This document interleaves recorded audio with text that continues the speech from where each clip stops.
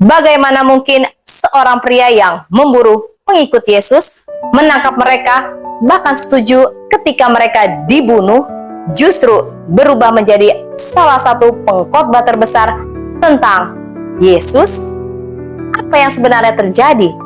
Mengapa Saulus, musuh orang Kristen, berubah menjadi Rasul Paulus yang kita kenal hari ini? Jawabannya tercatat langsung dalam Alkitab. Sebelum dikenal sebagai Paulus, ia bernama Saulus. Ia adalah seorang Yahudi yang sangat taat dan terpelajar. Saulus percaya bahwa para pengikut Yesus sedang menyesatkan bangsa Israel. Karena itu ia berusaha menghentikan mereka. Alkitab mencatat bahwa ketika Stefanus, martir Kristen pertama, dibunuh dengan dilempari batu, Saulus menyetujui tindakan itu. Kisah Para Rasul 8 ayat 1 berkata, Saulus juga setuju bahwa Stefanus mati dibunuh. Tidak berhenti di situ, Saulus terus memburu orang-orang percaya. Kisah Para Rasul 8 ayat 3 berkata, tetapi Saulus berusaha membinasakan jemaat itu dan ia memasuki rumah demi rumah dan menyeret laki-laki dan perempuan keluar dan menyerahkan mereka untuk dimasukkan ke dalam penjara.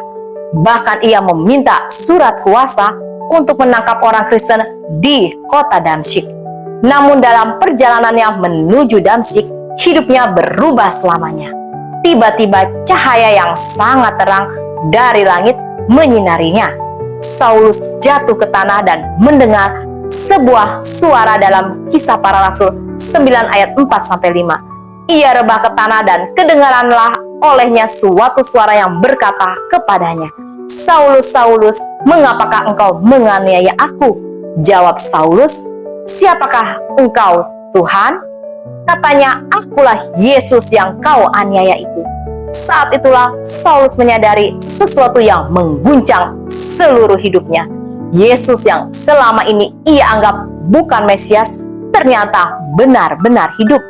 Yesus yang telah disalibkan ternyata telah bangkit.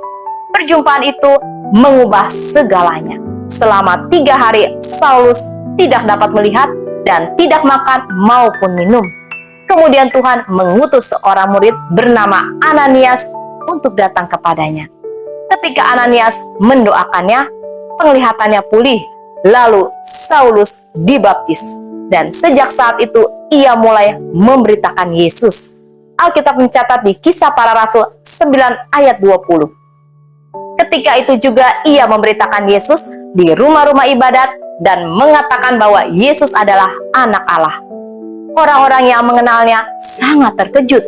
Bagaimana mungkin orang yang dahulu menganiaya orang Kristen sekarang memberitakan Yesus? Jawabannya sederhana, karena Saulus telah berjumpa dengan Kristus yang bangkit.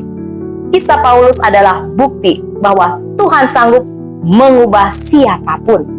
Jika seorang penganiaya jemaat dapat diubah menjadi rasul yang memberitakan Injil ke seluruh dunia, maka tidak ada hidup yang terlalu rusak untuk dipulihkan oleh Tuhan.